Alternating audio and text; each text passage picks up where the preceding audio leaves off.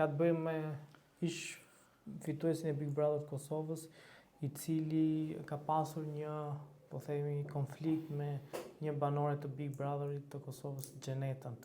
Pasi kjo e fundit, në rrjetet sociale ka publikuar disa biseda që ka zhvilluar me Drilonin. Ky i fundit më pas ka reaguar duke thënë që do e çojë në gjyq dhe do e ndjek penalisht. A kemi informacion nëse do ishim në Shqipëri, po themi, ose nëse edhe në Kosovë, si është procedura dhe çfarë dënimi mund të ketë për palët? Tani, procedura në Shqipëri është kjo që personi kërkon vetë ndjekjen penale të personit, i cili del me sekretet private dhe normalisht sekretet private janë private dhe personi do ndiqet nga vetë personi që të marrë cilësinë e viktimës akuzuese në gjykatë. Në rast se nga ato konstatohet që ka edhe një vepër penale që ndiqet kryesisht, është ngjarë nga kallëzimi që do bëhet dhe çfarë ka dalur. Por për mendimin tim, kjo nuk është vetëm një rast ligjor, por është edhe një gjë morale, sepse nuk mund të publikosh diçka kur ke diskutuar me një person, një kjo, dhe dyta, do të keni parasysh që një komunikim të quhet i drejtë dhe normalisht ashtu siç duhet që dalë një kuptim, do të jetë i plot. Pra, shkëmbimi i mesazheve nuk nxjerr në një qartësi të gjithë bisedën e dur që të kuptohet se si e ka interpretuar, apo kemi të bëjmë me një bisedë të qartë nga vetë ata, apo thjesht një bisedë e cila mund të jetë pjesërisht e montuar edhe manipulueshme, që personi që e ekspozon e publikon do të nxjerrë diçka tjetër në paj.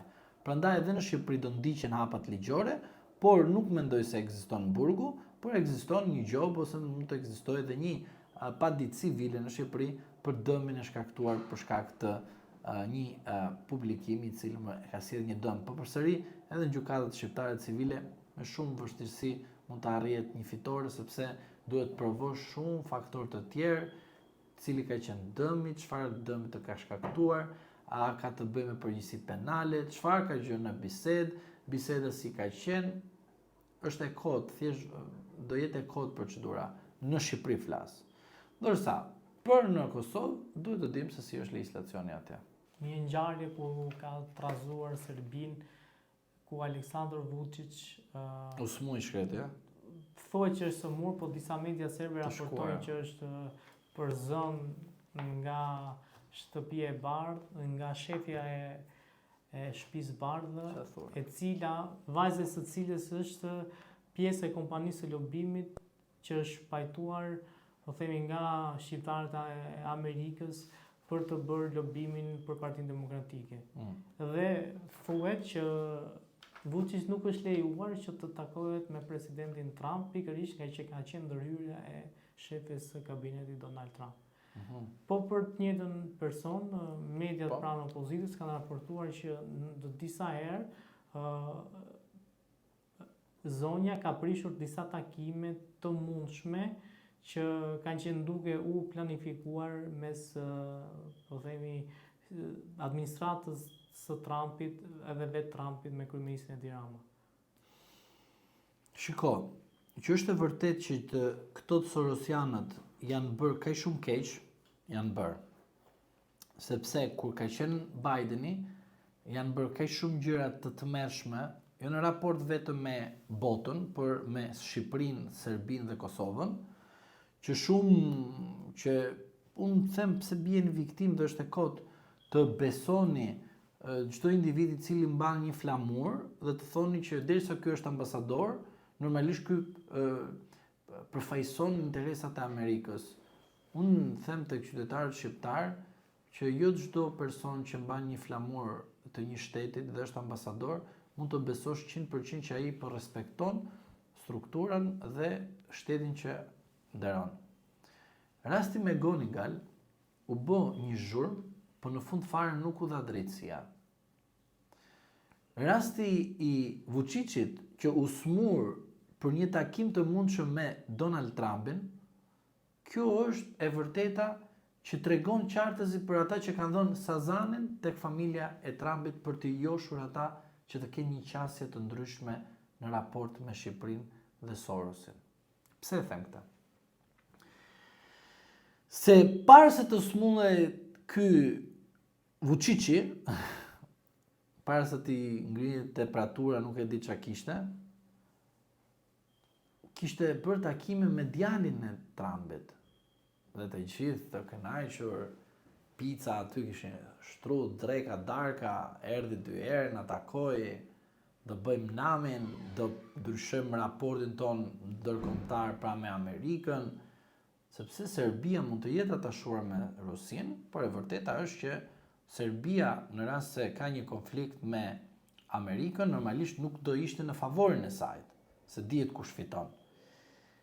Dhe unë mendoj dhe të jem realist me ju, edhe jam i bindur që kjo ka ndodhur, është që Trumpi i ka dhënë një ultimatum fuqishëm. O dorëzohu, o do të rrëzojmë. Nuk e dia e pe politikën e jashtme apo të brendshme të Kosovës, por unë kam folur me shumë miq nga Kosova dhe i thoya diçka atyre. Kur doli Grenell dhe bërë një deklarat, mora 2 gazetarë të më vërtet. Po të paktën njëri është që më përgjigj direkt dhe kam një komunikim me atë, po personi tjetër nuk u dha përgjigjen ashtu siç u do, në kuptimin që doja një përgjigje të saktë. Ma dha shumë të lëkundur. Por personi që unë komunikoj edhe vazhdoj të komunikoj me të dhe i them, nga kjo deklarat i them, a keni ndonjë presion si shtet, sepse kjo deklarat e Grenellit për mua është shumë çuditshme. Ka çuditë të madhe, nuk e kuptoj pse ka bërë këtë deklarat. Dhe nuk mendoj se Albin Kurti do të marrë mandate shumë. Dhe kam frikë. Dhe besoj këtë gjë. Dhe më thot, mos ke merak se çdo gjë është e qartë, ai e formon qeverinë, populli do ta votojë, kjo ambicia e tij ishte mbi 500.000 vota, nuk e di, qeveria do ketë sigurt. Or i thash, kam frikë mos nuk do keni parlament, se qeveria di që nuk do keni, por parlament nuk do keni dhe shikoni faktin që në Kosovë nuk formohet dot qeveria, po jo edhe parlamenti. E lidha këtë për t'ju thënë diçka shumë konkrete. Grenell reagoi për Serbinë, për Kosovën. Grenell reagoi për Serbinë bashkë me Trumpin një tavolinë. Çfarë tregon kjo gjë? Që linja Trump në Kosovë dhe në Serbi nuk është linja e Departamentit Amerikan të Shtetit. Pra ka ndryshuar qasja. Tani të gjithë duan të dinë po me Shqipërinë çfarë ka ndodhur. Dhe unë duhet t'ju lidh te kontrata 26 milion euro të lobimit. Kjo kontratë pse është bërë 24 muaj dhe jo 6 muaj? Këtu dua unë të më jep një përgjigje. Unë e kam gjetur që linja Trump punon me kontrata afatgjate, po kur nuk punon me kontrata afat shkurtë. Që do të thotë, zoti Grenell ka Kosovën dhe Serbinë në monitorim, por sherifi që ka thënë zëvendës presidenti amerikan mendoj se do shfaqet pas zgjedhjeve parlamentare në Shqipëri. A mendoni që mund të ketë një reagim të fuqishëm para zgjedhjeve, kam fjalën, ndaj Ramës nga administrata e Trump? Shiko, unë po të them një komunikim që kam patur me një individ i cili kam shumë besim kur marr informacione jashtë shtetit në kuptimin e Amerikës, dhe më thotë nuk ka vlerë deklarimi publik, po ka vlerë letra. Rama e ka letrën në dorë, në tavolinë aty e ka. Në letra nuk ka në kuptim letra 1-4 që të ka ardhur. Edhe si kur të ka thënë dikush diçka në vesh, mesazh është ai, nuk ka nevojë të jetë e shkruar. Letra është aty, se nuk mund të them fjala është aty. Letra është aty, është çuar mesazhi. Mesazhi është shumë i qartë. Që është? Edhe si kur ta marrësh, i vetëm nuk do ta marrësh. E kanë bërë qartë amerikanë? Po shumë i qartë kjo gjë. Edhe si kur ta marrësh, edhe të mundësh me padrejtësinë, sepse në meritokraci nuk merr asnjëri s'merr mbi 70, me meritokraci asnjëri për këtyre s'merr 70 mandate ta harroj vetëm. Mesazhi është shumë i qartë. Letra është aty. Sazanin mund ta japësh me ligj për të bërë të kënaqur këtë duash, por nuk funksionon kështu institucionet amerikane. Dhe përveç kësaj, duhet të kuptojmë qartësi që Shtetet e Bashkuara të Amerikës kanë ndryshuar linjë, nuk është më Departamenti Amerikan i Shtetit ashtu siç ishte me burokratët e Bidenit. Rasti tjetër tipik. A thoshte Donald Lu që jemi mirë, kemi punë, prosperitet edhe kështu me radhë, dhe në fund fare i thonim ka kanabis, edhe i thoshte s'ka për kanabis, dhe në Departamenti Amerikan i Shtetit kanabis i thoshte ka dalë edhe në është mbjedhur edhe akoma dhe në rrugët e Shqipërisë. A dilte ky? Tani kush është mashtrues? Departamenti Amerikan i Shtetit që thoshte Shqipëria ka kriminalitet të lartë, apo një ambasador i cili thoshte që s'ka? Që bënte presion gjyqësorit për të përfituar institucionet të tjera. Private flasë, jo shtetërore. Kush ka qenë atashuar pranë Partisë Socialiste? Yuri Kim. A i thot partisë kundërshtare të Partisë Socialiste Dohani Barju? Asnjë ambasador nuk e thot këtë, sepse nuk futet kaq thellë një ambasador tek partitë.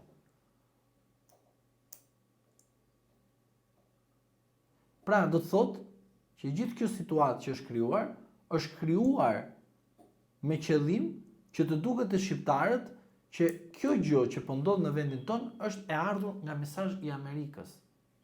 Po jo, ai ishte një politikë e Bidenit. Prandaj Trumpi vjen këtu dhe thotë këtë gjë. Unë zotëri nuk më intereson të diskriminoj njerëzit. Se unë më intereson Amerika.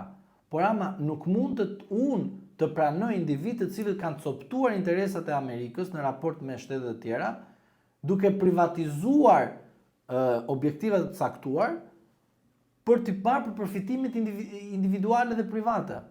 Dhe këtë duhet të ruaj unë si Trump. Që do të thotë, letra është aty, mesazhi është i qartë, po do ta marrësh mere, po e more ke pasoja. Dhe tani, diçka tjetër, që ta sillim si rast, sepse njerëzit duan edhe një shembull. Ka njerëz që besonin që Sajmi Tahiri do shkonte në burg, po ka edhe ata njerëz të cilët nuk e besonin kurrë. A ndodhi një fakt konkret? Po. A ishte zoti Tahiri një ndër pretendentët të bënte edhe kryetar Bashkia e Tiranës? Po. Flasim ato që janë të vërteta, që i dimë të gjithë ne. Po. A ka qenë njeriu i mbështetur i Edi Ramës? Po. A ka ikur nga jeta politike? Po. Po të njëjtin mendim kanë pas shumë njerëz, jo unë, dhe diçka tjetër, unë asnjëherë s'kam votuar në zgjedhjet lokale të 2015-s. Sepse kam parë që të dy kandidatët ishin pa vlerë për mua. As në 2019. Që do thotë asnjë vlerë. Po për Erion Velin, a kishin të njëjtin mendim që është i fuqishëm? Po. Po sot ku është? Prandaj e flej këtë gjë, që të njerëzit të reflektojnë. Dhe kur i vjen mesazhi ndonjëherë nuk mund të jetë gjithmonë kundër teje. Mund të jetë edhe një mesazh pro teje. Që do thotë, konsumimi i pushtetit në mënyrë kaq shumë spektakolar dhe të ekstrem, sjell pasojën e rëndë dhe asnjëherë pasojën e lehtë. Dhe prandaj ky paralajmërim është për zotin Rama, që pasojat të jenë të lehta. Jeni në politik, mund të bëni edhe marrëveshje. Po kurse si i vetëm.